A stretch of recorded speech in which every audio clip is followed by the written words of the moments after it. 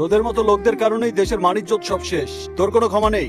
এই হসপিটালের লাইসেন্স আমি বাতিল করবই। ভাই ভাই আপনি আমার বাপ লাগে, কত টাকা লাগবে বলেন? নবাবকে টাকা দিয়ে কেনা যায় না, তবে বেশি টাকা দিলে নবাবকে কেনা যায়। কত টাকা লাগবে আমি তাই দেবো। আপাতত 4 লাখ। আমি আছি আছি আছি। এটা ডিলিট করেছে? না, ওটা সবাইকে সেন্ড করে দিয়েছি। কিছুক্ষণের মধ্যেই এই হাসপাতালে ঝুলবে তালা আর তোর হাতে হ্যান্ডকাপ।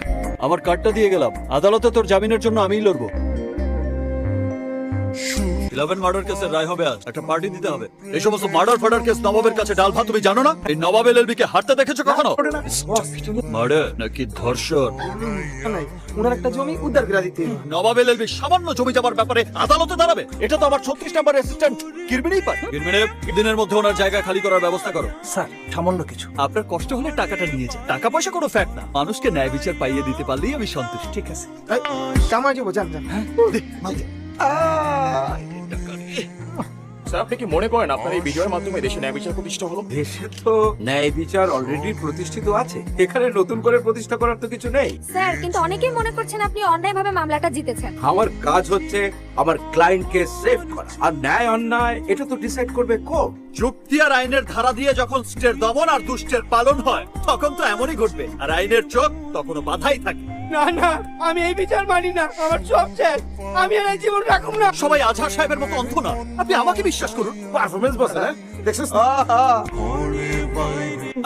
শান্ত হন ভাই, শান্ত হন। তার কেস আমি বিনা পয়সায় লড়ে দেবো। আপনি কোনো চিন্তা করবেন না। এই নিয়ে যাও ওনাকে। যাও যাও যাও। আপনার নাম কি? নবাব। আজকাল আপনার মতো মানব প্রেমী লোক সত্যি খুব কম দেখা যায়। সত্যি কি আপনি লোকের জন্য আইনি লড়াই করবেন?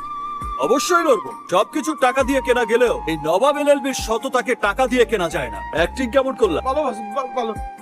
আরে জাতির সামনে যে ডায়লগ দিলাম, তাতে তো আমার ন্যাশনাল অ্যাওয়ার্ড পাওয়ার কথা। বস বড় একটা মিস্টেক করে ফেলেছি, ওই লোকেরা সত্যি সত্যি পানির বদলে পেট্রোল দিয়ে ফেলেছি।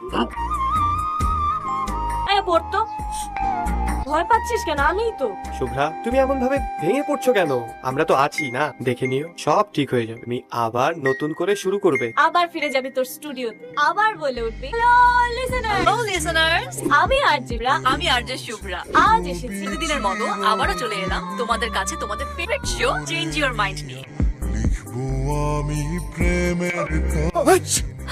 তুমি আমার চেম্বারে কি করছো? লোডশেডিং কিনবেন?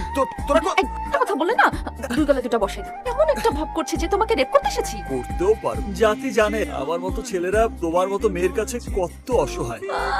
ওরে আমার অসহায়। তুমি মিডিয়ার সামনে আজহার স্যারকে নিয়ে কেন উল্টাপাল্টা কথা বলেছো? স্যার যে তোমার নামে সমিতিতে তোমার লাইসেন্স বাতিল করার জন্য যাচ্ছিল, কি হতো তখন? আমি তো আজকে বুঝে শুনে ম্যানেজ করেছি, বাট আজই লাস্ট। আমার লাইসেন্স বাতিল করা অত সোজা না। বললাম স্যারকে যেটা বলে দিচ্ছি।